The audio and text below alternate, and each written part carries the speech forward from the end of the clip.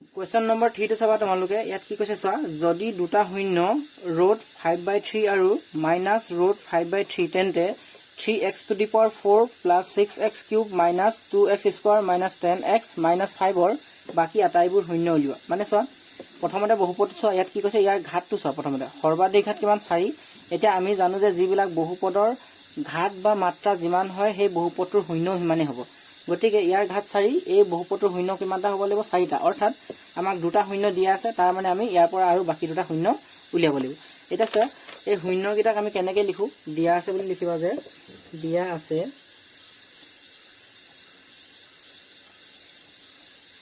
দিয়া আছে শূন্য দুটা কি হ'ব চোৱা এটা x বুলি ধৰিবা x ইকুৱেল ৰুট ওভাৰ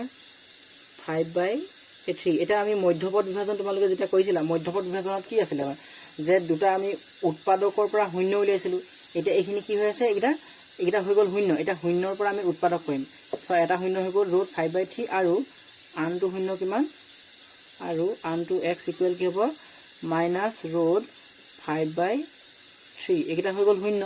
এই শূন্য কেইটাক আমি কি কৰিব লাগিব উৎপাদকলে হলনি কৰিব লাগিব তাৰ কাৰণে কি কৰিবা এইটো প্লাসত আছে এফালে আহিলে কি হৈ যাব minus x minus root over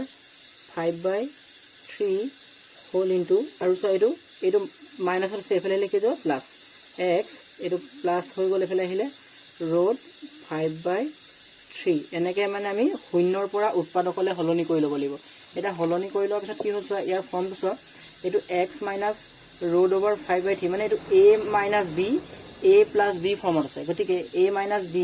a plus b equal কি হয় a square minus b square হয় সেইখিনি জানা তোমালোকে গতিকে এইখিনি আমি কি কৰিব লাগিব a স্কয়াৰ মাইনাছ b স্কয়াৰলে হলনি কৰিব লাগিব a স্কয়াৰ মানে হৈ গ'ল কিহৰ square x square minus b square মানে হ'ব তোমাৰ ৰুট 5/3 হোল স্কয়াৰ এইটো হৈ গ'ল কি b স্কয়াৰ এতিয়া এই x স্কয়াৰ ঠাইত x স্কয়াৰ আহিলে এটা চোৱা এই ৰুটৰ লগত স্কয়াৰ কটাকটি যাব অৰ্থাৎ কি থাকিব মাইনাছ 5/3 থাকি যাব ইয়াত 5/3 থাকি গ'ল এটা এই ৰুটৰ লগত স্কয়াৰ কেনসেল যায় 5/3 থাকি গ'ল এতিয়া আমি ইয়াত এটা বহুপদ পালো গতিকে এইটো প্ৰথম বহুপদ বুলি ধৰিবা এই প্ৰথম বহুপদটোৰে আমি এই দ্বিতীয় বহুপদটো কি কৰিব লাগিব এটা আমি হৰণ কৰিব লাগিব এইখিনিৰে এইখিনি হৰণ কৰিব লাগিব তাৰ কাৰণে ইয়াত পাতিবা এনেকে যে x স্কয়াৰ মাইনাছ 5/3 এইখিনিৰে আমি হৰণ কৰিম এইখিনিৰে হৰণ কৰিম এইখিনি হৰণ কৰিম মানে এইখিনি বহিব ইয়াত 3x to the power 4 plus 6x cube minus 2x square minus 10x minus 5 এইখিনি ভালকে কৰিব লাগিব তুমি এটা চোৱা কি কৰিবা প্ৰথমতে এই যোনটো ডাঙৰ বহুপদ এই ডাঙৰ বহুপদৰ প্ৰথম পদ অৰ্থাৎ 3x to the power 4 টো আমি পাতিম ওপৰত 3x to the power 4 তাৰ পিছত এই বহুপদটোৰ যোনটো প্ৰথম পদ এই প্ৰথম পদটো পাতিম আমি তলত মানে কি কৰিম আসলতে আমি হৰণ কৰিম এটা হৰণ কৰিলে কি হয় চোৱা হৰণত চলকৰ ঘাত বিয়োগ হয় আৰু পূৰণত চলকৰ ঘাত যোগ হয় এই কথাটো মনত ৰাখিবা এটা যেহেতু হৰণ এটা ডিভাইড হৈছে গতিকে চলকৰ ঘাতবিলাক বিয়োগ কৰিব লাগিব ইয়াৰ তলত 1 আছে গতিকে 1 ৰে 3 হৰণ কৰিলে 1 3 গুণ 3 পালো এটা চলকৰ ঘাতবিলাক কি হ'ব কলো বিয়োগ হ'ব x to the power 4 পৰা যদি x স্কয়াৰ 2 বিয়োগ কৰো অৰ্থাৎ হৰণ কৰিলেটো বিয়োগ হ'ব ন কিমান থাকিব x to the power 2 মানে 3x স্কয়াৰ থাকিব 4 পৰা 2 গলে 2 থাকিলে এটা এইখিনি আমাৰ ভাগফল হিচাপে বহিব ভাগফল হিচাপে মানে ক'ত বহিব ওপৰত বহিব 3x to the power 2 অৰ্থাৎ 3x স্কয়াৰ এটা এই 3x স্কয়াৰ লগত আমি এইখিনি যোনখিনি এইখিনি আমি পূৰণ কৰিব লাগিব গুটেখিনি ভাজকখিনি মানে x স্কয়াৰ মাইনাছ 5/3 পূৰণ কৰিব লাগিব এটা পূৰণ কৰি কি পাবা চোৱা এটা ইয়াত 3 আছে ইয়াত 1 আছে 3 গুণ 3 হ'ল তাৰপিছত চলকৰ ঘাতবিলাক যোগ হ'ব কাৰণ আমি পূৰণ কৰিছো x স্কয়াৰ লগত x স্কয়াৰ পূৰণ কৰিলে মানে কি হ'ব x to the power 4 তাৰপিছত ইয়াত প্লাসে মাইনাসে মাইনাস এতিয়া চোৱা এইখিনি পূৰণ কৰিলে কি হ'ব এই 3টোৰ লগত এই 3টো কটাকটি যাব তাৰ মানে আমাৰ কি থাকি গ'ল x স্কয়াৰ ইয়াত থাকি গ'ল 5 অৰ্থাৎ 5x স্কয়াৰ থাকি যাব 5x স্কয়াৰ এতিয়া এইখিনি আমি ইয়াত পাতিব লাগিব এটা 3x to the power 4 টো ইয়াৰ তলত 3x to the power 4 minus 5x square টো এই দুইটো তলত হ'ব minus 5x স্কয়াৰ এই মাইনাস ডালক আমি প্লাস বুলি ধৰিব লাগে আৰু এডাল যোনডাল প্লাস এডাল প্লাস আছে দেই এই প্লাস ডালক আমি কি কৰিব ধৰিব লাগে মাইনাস মানে দুইটাতে প্লাসে আছে চলে গতিকে এডাল মাইনাস হৈ গ'ল এতিয়া এইখিনি আমি বিয়োগ কৰো এটা এইটো প্লাস এইটো মাইনাস প্লাসে মাইনাসে এইখিনি কেনসেল গ'ল থাকি গ'ল কি 6x কিউব থাকি গ'ল কিউব এইটো তাৰপিছত এইটো মাইনাস এইটো প্লাস মাইনাসে প্লাসে মাইনাস 5 ৰ পৰা 2 গলে থাকিব 3 ইয়াত থাকি গ'ল কিমান x স্কয়াৰ 3x স্কয়াৰ এটা চোৱা ইয়াত কি চিন আছে প্লাস ইয়াত প্লাস কেলে বহিলে চোৱা ডাঙৰটো আগত যিডাল চিন থাকে সেইডালে বহিব এতিয়া ইয়াত 5টো ডাঙৰ আৰু 5ৰ তলত কি আছে প্লাছ আছে এই মাইনাছডাল প্লাছ হৈ গ'ল যিহেতু গতিকে প্লাছ এইফালে থাকিলে কি মাইনাছ 10x এইফালে থাকিলে মাইনাছ 5 এতিয়া আমি কি কৰিম এইটোক প্ৰথম পদ বুলি ধৰিবা মানে প্ৰথম পদ বুলি ধৰিবা অৰ্থাৎ এইটোক আমি পাতিব লাগিব ওপৰত 6x³ তাৰপিছত এইটো ইয়াৰ প্ৰথম পদটো ক'ত বহিব তলত আগৰটো নিচিনা একেই আগতে ইয়াৰ এইটো প্ৰথম পদ আছিল এতিয়া এইটো প্ৰথম পদ হৈছে আৰু এই x² টো আগতো ইয়াত বহিছিলে এতিয়া ইয়াত বহিব x² হৰণ কৰি দিয়া এটা হৰণ কৰিলে কি হ'ব চোৱা ইয়াৰ তলত 1 আছে 1 ৰে 6 খন কৰিলে 1 6 গুণ 6 তাৰপিছত এইখিনি চলকৰ ঘাত বিয়োগ হ'ব 3 ৰ পৰা 2 গলে থাকিব কিমান x 6x খিনি ভাগ ফল হিচাপে বহিব অৰ্থাৎ ক'ত বহিব ওপৰত বহিব প্লাছ 6x এতিয়া এই 6x ৰ লগত আমি এইখিনি পূৰণ কৰিব লাগিব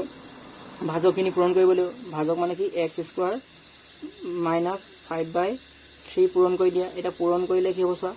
6x ৰ লগত যদি মই x² পূৰণ কৰোঁ ইয়াত 6 আছে ইয়াত x আছে 6 গুণ 6 চলকৰ ঘাত যোগ হ'ব 1 2 3 পূৰণত যোগ হয় আকৌ এইটো মাইনাছ প্লাছ মাইনাছ হ'ব এটা 3 লগত 6 কটাকটি যাব 3 2 গুণ 6 কি থাকিলে 2 ইয়াত থাকিলে 5 2 5 গুণ 10 তাৰপিছত ইয়াত থাকি গ'ল কিমান x 10x 6x³ minus 10x 6x³ minus 10x এটা মাইনাছডাল আমি প্লাছ বুলি ধৰিব লাগে প্লাছডাল আমি মাইনাছ বুলি ধৰিব লাগে এতিয়া ইয়াত কি হ'ব চোৱা দেখিছানে এতিয়া ইয়াত কি হ'ব এইখিনি প্লাছ এইখিনি মাইনাছ কেনচেল গ'ল তাৰপিছত এইখিনি মাইনাছ এইখিনি প্লাছ এইখিনিও কেনচেল গ'ল থাকি গ'ল কি 3x² মাইনাছ 5 ইয়াত আহিলে মাইনাছ 5 এতিয়া আগৰ নিচিনাকৈ আকৌ এইটো এটা আমাৰ প্ৰথম পদ হৈ যাব এটা আমি কৰি থাকিব লাগিব যেতিয়ালৈকে ভাগ যায় আৰু 3x² তাৰপিছত ইয়াৰ প্ৰথম পদটো কি x² এইখিনি পঢ়িব তলত এতিয়া ইয়াত কি হ'ব চোৱা হৰণ কৰিলে মানে ইয়াতো x² ইয়াতো x² অৰ্থাৎ এইখিনি কেনচেল গ'ল থাকি গ'ল কিমান 3 থাকি গ'ল এতিয়া এই 3টো হৈ গ'ল আমাৰ ভাগফল মানে ওপৰত বহিব ইয়াত 3 এতিয়া এই 3টোৰ লগত ভাজকখিনি এইখিনি পূৰণ কৰিব লাগিব আমি আগৰ নিচিনাকৈ x² মাইনাছ 5/3 এইখিনি পূৰণ কৰি দিয়া পূৰণ কৰিলে 3 লগত x² পূৰণ কৰিলে মানে হ'ব 3x² তাৰপিছত 3 লগত 5/3 পূৰণ কৰিলে কি হ'ব প্লাছে মাইনাছে মাইনাছ এই 3টোৰ লগত এই 3টো কটাকটি গ'ল কি থাকিলে 5 3x² মাইনাছ 5 এতিয়া ইয়াত তলত পাতিব লাগিব আমি 3x² মাইনাছ 5 এই মাইনাছডাল প্লাছ হৈ যায় আৰু এই প্লাছডাল মাইনাছ হৈ যায় মানে কি হৈ গ'ল চোৱা এইখিনিৰ পৰা মানে প্লাছে মাইনাছে এইখিনি কেনচেল মাইনাছে প্লাছে এইখিনিও কেনচেল তাৰ মানে কি থাকিলে 0 আৰু চোৱা ইয়াত এনেকুৱা অংক আৰু আছে ইয়াত মানে শেষত 0 ওলাবই লাগিব কাৰণ চোৱা আমি বাকি দুটা শূন্য উলিয়াবলৈ গৈছে তাৰ মানে কি হৈ গ'ল চোৱা আমি ভাগফল হিচাপে এটা দ্বিঘাত বহুপদ পালো এতিয়া এই দ্বিঘাত বহুপদটোৰ পৰা আমি বাকি দুটা শূন্য উলিয়াব লাগিব বুজিলা গতিকে এইখিনিক আমি কি কৰিব লাগিব মধ্যপদ বিভাজন গতিকে শেষত শূন্য ওলাবই লাগিব সেইটো কথা এতিয়া আমি এইখিনি কি কৰিম মধ্যপদ বিভাজন কৰিম এতিয়া এইখিনিক আমি ইয়াতে পাতো মই এটা মধ্যপদ বিভাজন কৰিব লাগিব দেই মই ইয়াত পাতি দিছো এইখিনি ওপৰলৈ লৈ যাওঁ অলপমান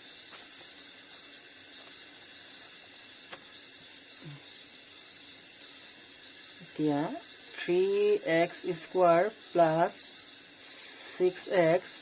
প্লাছ 3 এইখিনিক আমি মধ্যপদ বিভাজন কৰিব লাগিব এটা মধ্যপদ বিভাজন কেনেকৈ কৰে চোৱা মধ্যপদ বিভাজন কৰিবৰ কাৰণে ইয়াৰ প্ৰথম পদটোৰ লগত কি কৰিব লাগিব পূৰণ মানে এই প্ৰথম পদটোৱে তৃতীয় পদটোক পূৰণ কৰিব লাগে 3 3 গুণ 9 হ'ল এতিয়া 3 3 গুণ 9 হ'ল আকৌ চোৱা আমি মুঠতে ইয়াৰ উৎপাদকবিলাক যিবিলাক পালা সেই উৎপাদকবিলাক যোগ বা বিয়োগ কৰি মাজৰ পদটোৰ লগত সমান হ'ব লাগিব তাৰ মানে চোৱা এই 3 লগত যদি মই 3টো যোগ কৰোঁ 3 যোগ 3 3 3 6 পাম তাৰ মানে এই মাজৰ পদটোৰ লগত মিলিছে আমাৰ গতিকে আমি এইখিনি কেনেকৈ ভাঙিব পাৰোঁ এইখিনি চোৱা এইখিনি যেনেকৈ আছে তেনেকৈ বহিব 3x² যেনেকৈ আছে তেনেকৈ বহিলে এই প্লাছ 3টো প্লাছ 3 ভাগে বহিলে এই 6টোক ভাঙিছোঁ আমি 6টোক ভাঙি কি পাম প্লাছ